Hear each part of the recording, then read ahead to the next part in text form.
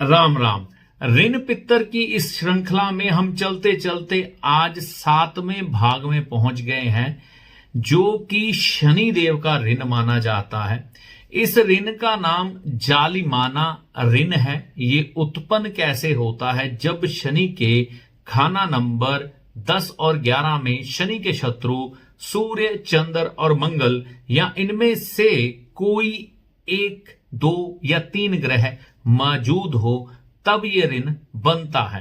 फिर हम कह सकते हैं कि आपकी कुंडली में जालिमाना ऋण है और ये शनि ग्रह से संबंधित माना जाता है।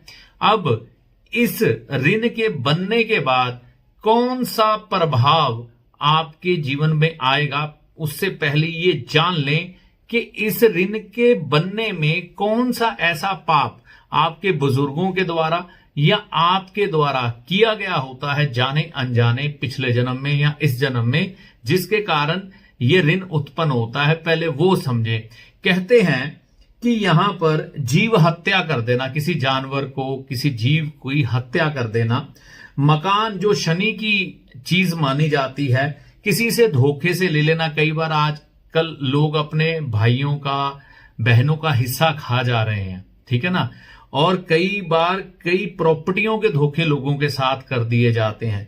धोखे से किसी का मकान छीन लेते हैं, ठीक है ना, ले लेना और उसकी किसी तरह से भी कीमत ना अदा करना, यानी कि किसी का मकान छीन लेना। ये आपके बुजुर्गों ने ये पाप किया होगा या आपने किया होगा, जिसकी वजह से ये सब कुछ उत्पन्न होगा। अब इसकी जो आम निशानी है वो आपके जीवन में क्या प्रकट होगी, जो आपके जीवन में दिखाई देगी कि ऐसा ऐसा आपके जीवन में छोटा मोटा सिम्टम आ रहा होगा। वो क्या है? घर में मकान का जो रास्ता होगा अमूमन दक्षिण की तरफ होगा, मेन डोर दक्षिण की तरफ माना जाएगा, ठीक है। या किसी बे औलाद से जगह खरीद कर मकान बनाया गया होगा और उसको उस मकान या जमीन खरीदने का पूरा उसका कीमत नहीं दिया होगा। जो बाजारी कीमत, जो जायज कीमत होगी, उसके ऊपर उसकी मजबूरी का फायदा उठाकर कम कीमत देकर उससे वो मकान खरीदा गया होगा। मजबूरी वश वो आपको बेच के गया होगा और आप कहीं ना कहीं उसका मकान हथियाने का काम करते हैं, ठीक है ना। अब मकान जो बनाया होगा, कई बार हम सरकारी जमीन पर या गली पर थोड़ा सा मकान चढ़ा के बना देते हैं रास्ते पर, है ना, तो ऐसा सिम्टम भी आएगा, ठीक है। कुआं या छत पर मकान बनाए गए होंगे। कई बार क्या होता है, किसी जमीन में कुआं होता है, कुएं के बंद कराकर मिट्टी भराकर उसके ऊपर हम मकान बना लेते हैं, तब भी ऐसे सिम्टम देखने को आते हैं। ये बहुत कम तादाद में देखने को मिलेंगे, लेकिन ये 2-3 सिम्टम बताए हैं जो घटित होते हुए आपके परिवार में दिखाई देंगे। अब देखिए, इसकी कहानी तो बहुत लंबी लिखी है लाल किताब ने, लेकिन मैंने बड़े अपने जितनी की मुझे समझ है, जितनी मुझे अकल है, उतने हिसाब से मैंने इसको अपने शब्दों में 4-5 लाइनों में सिर्फ बांट के इसको बाहर निकाला है, वो आपके सामने रख रहा हूं। कारोबार यानी कि कारखानों का, अगर किसी की फैक्ट्रियां हैं, कारखानों का, मकान का सुख खराब हो जाता है। ऐसे लोगों का अपने मकान का सुख ढंग से नहीं मिलेगा। कारोबार है अगर शनि से जुड़े, उनका सुख खराब हो जाएगा। कारखाना है अगर आपका, वो खराब हो जाएगा। आग के वाकयात होंगे, आग लग जाना घर में, फैक्ट्री में, कहीं पर भी आपका सब कुछ जल के राख हो जाना और नुकसान बहुत बड़े हो जाना, ऐसे हालात बन जाना आप दोबारा उठ ही ना पाए। बच्चों के जीवन में संघर्ष बन जाना, बच्चे पूरी तरह से लायक होते हुए भी अपने आप को दुनिया में साबित नहीं कर पाते, ठीक है ना।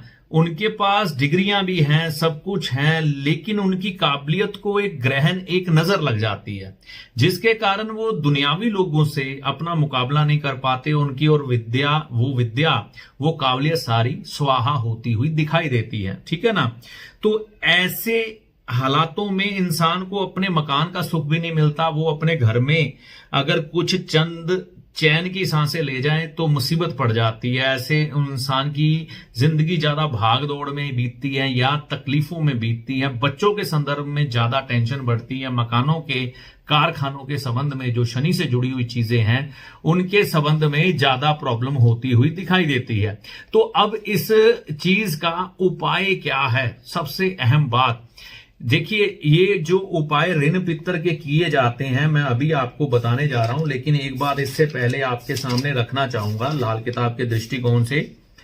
हर वीडियो में बताता हूं ऋण पितर के, और इसके भी बताऊंगा। ये जो उपाय है ये फैमिली ट्री के अनुसार किया जाता है, क्योंकि जरूरी नहीं है ये पाप आपने किया हो। ये पाप आपके बुजुर्गों में से किसी ने भी किया हो सकता है। जहां तक आपका खून का असर होता है तो उसकी सजा आप भुगतते हैं। जैसे अगर किसी चीज का फल खराब है ना, तो उसका बीज भी खराब ही पैदा होगा, ठीक है ना। तो इसी तरह से हम अपने फल का बीज हैं या अपने बुजुर्गों का बीज हैं, तो वो अगर खराब करके आए हैं तो वो कोड हमारे अंदर भी होगा। अब हम अच्छी फसल तैयार करें तो हमारी फाउंडेशन, हमारी कह लीजिए कि एक तरह से पूरी भराई इस तरह से होगी, पोषण इस तरह से होगा कि वो पुराना जहर निकल जाए। तो यहां पर फैमिली ट्री का जो एक कॉन्सेप्ट है वो हमने नहीं भूलना। इसमें क्या कर सकते हैं, याद ये रखना है, ये लोग जितने रिश्तेदार मैं बोलने जा रहा हूं ये आपके खून के होंगे, यानी कि आपके दादा का, आपके पिता का, आपके चाचा का खून उनमें होगा, ताया का खून होगा, तभी वो आपके खून के रिश्तेदार गिने जाएंगे। तो ये उपाय वो लोग जो अभी तक जिंदा है उन पर ये लागू होगा और उनसे इसमें हिस्सा डलवाया जाता है। सुनिए कैसे करना। क्या है, आपके दादा, आपके दादा के भाई, आपके पिता के भाई बहन, ये सब आप, आपके बच्चे, आपके बच्चों के बच्चे, आपकी भुआ, आपकी बहन, आपकी बुआ के बच्चे, आपकी बहन के बच्चे, यहां तक ससुराल और नानका परिवार, नाना परिवार इसमें शामिल नहीं होगा, है ना। जो घर के जवाई है वो इसमें शामिल नहीं होंगे। अब उनसे बराबर की मात्रा में हिस्सा लेना है। मान लीजिए आप डिसाइड करते हैं कि आप 20 रुपए डालेंगे अपने इस उपाय में, तो आप जितने भी आपके खून के रिश्तेदार हैं उनसे 20-20 रुपए लेंगे। अब कई रिश्तेदार आपको याद नहीं आएंगे, कईयों के एड्रेस नहीं होंगे, तो फिर क्या करें, तो उनका हिस्सा अपनी तरफ से डाल देना है। लेकिन वो 20 आपने डालना है तो उसका 10 गुना डलेगा, 200 रुपया। अब कई रिश्तेदार ऐसे होंगे जिनसे आपकी बोलचाल बंद होगी, कई ऐसे होंगे जो कहेंगे हम इन चीजों को नहीं मानते, हम ये उपाय नहीं करेंगे, ठीक है। तो उनका हिस्सा भी 10 गुना डालना पड़ेगा आपको, ठीक है ना। अब जितनी पैसे कलेक्ट होंगे, जितना धन इकट्ठा होगा, उससे करना क्या है ये समझे। देखिए, इसमें जो उपाय दिया गया है वो क्या है कि 100 अलग अलग जगह की मछलियों को एक ही दिन में खाना खिलाना, ठीक है। तो ये बड़ा मुश्किल काम हो जाता है, 100 अलग अलग जगह की मछलियों को ढूंढना, तालाबों को ढूंढना और एक ही दिन में खाना खिलाना, ये संभव नहीं है। तो यहां पर हम ये कह सकते हैं कम से कम लाल किताब के दृष्टिकोण के अनुसार 100 मछलियों को खाना खिलाना, है ना, या 100 मजदूर जो शनि के कारक माने जाते हैं उनको एक दिन में खाना खिला देना, है ना, अपने उस खानदान के पैसे जो इकट्ठे किए हैं उनके द्वारा। यही हल है ना, और कोई हल इसमें नजर नहीं आता। तो यहां पर हम ये कर सकते हैं कि 100 मछलियां, 100 मजदूर या इन लोगों को एक ही दिन में भंडारा करके या आटे की गोलियां या कोई मछलियों का खाना बना के जो सात्विक हो वो मछलियों को डाल दें एक ही दिन में, कुल खानदान से वो पैसा इकट्ठा करके।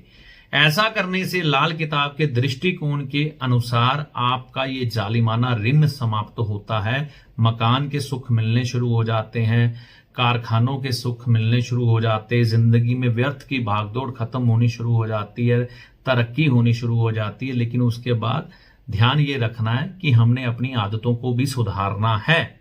और यहां पर हम एक चीज ये भी ध्यान में रखकर चलेंगे कि बच्चों की भी उन्नति शुरू हो जाती है और उसके बाद पाप कर्म नहीं करने, किसी के मकान, किसी की जायदाद धोखे से नहीं लेनी, नहीं छीननी। अपने भाई बहनों की भी अगर छीनी है ना, तो अगर कोई छीनने की सोच रख रहे हैं तो चिंता ना करो, आपका पूरा बेस हिलेगा बाद में।